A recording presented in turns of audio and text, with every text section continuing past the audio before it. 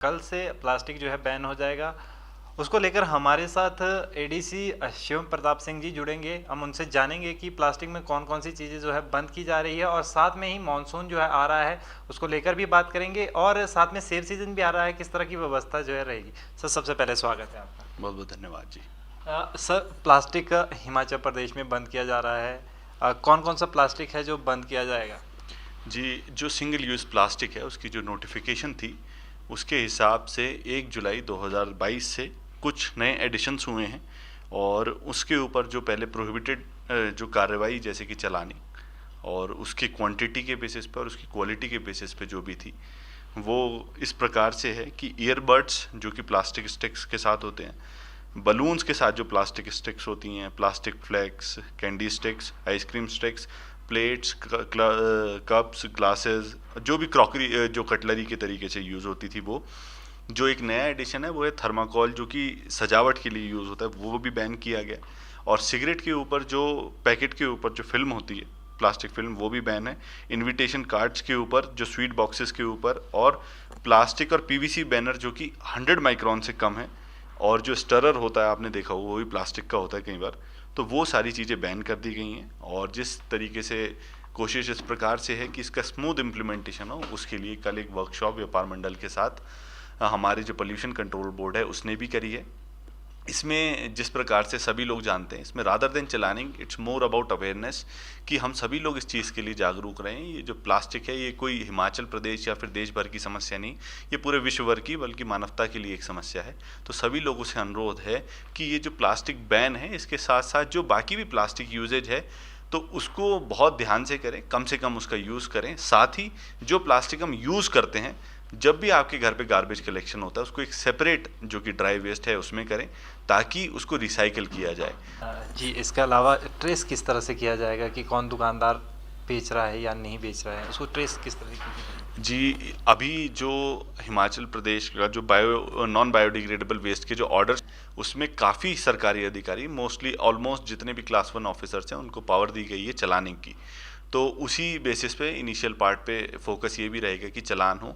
Secondly, जो अगर आप मान लीजिए आप बेच नहीं रहे हैं बल्कि आप उसकी स्टोरेज भी कर रहे हैं, तो वो भी चलानिंग के अंडर आता है। तो व्यापार मंडल को साथ में लिया गया है। साथ ही जिस जिस जगह हमें ये लगता है कि यहाँ पे ये हो सकता है, उसके लिए पॉल्यूशन कंट्रोल बोर्ड को क्लियर आदेश दे दिए गए हैं। जी, मानसून ने भी जो है दस्तक हिमाचल प्रदेश में दे दी गई है।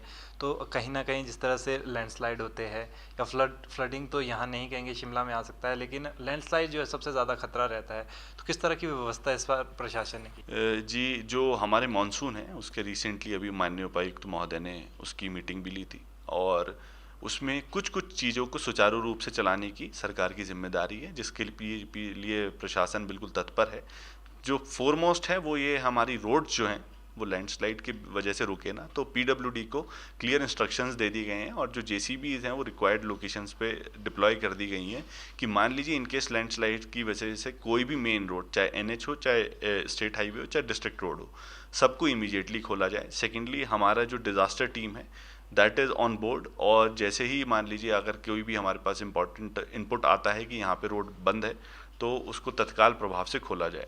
सेकंड, जो सुचारू रूप से इंश्योर करने वाली जो इशू है वो हमारा विद्युत का है, कि जो इलेक्ट्रिसिटी है वो हैम्पर ना हो।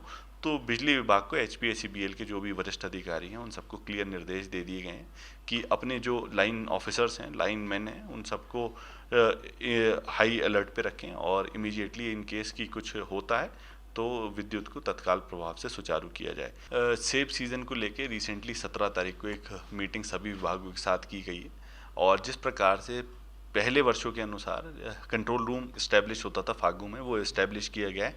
साथ ही साथ 6 सब कंट्रोल रूम्स भी इस्टेब्लिश किए गए हैं। इसके अलावा जिस प्रकार से ट्रैफिक की एक मुख्य मुद्दा है, तो पुलिस विभाग को भी क्लियर निर्देश दे दिए गए हैं कि डिप्लॉयमेंट अपना उस तरीके से रहे कि, क्योंकि इस टाइम पे अगर आप एक नज़रिए से देखें तो टूरिस्ट फुटफॉल काफ़ी है, तो वी हैव टू इंश्योर कि जो मूवमेंट है, ट्रैफिक है, वो लिमिटेड रहे। तो उसके लिए पुलिस विभाग को भी निर्देश दे दिए गए हैं। साथ ही सभी SDMs को भी ये क्लियर ऑर्डर्स हैं कि रेगुलर मंडीज़ के इंस्पेक्शन करना है, जहाँ पे ये इंश्योर किया जाए कि सारी व्यवस्था जो है वो सुचारू रूप से चलती रहे।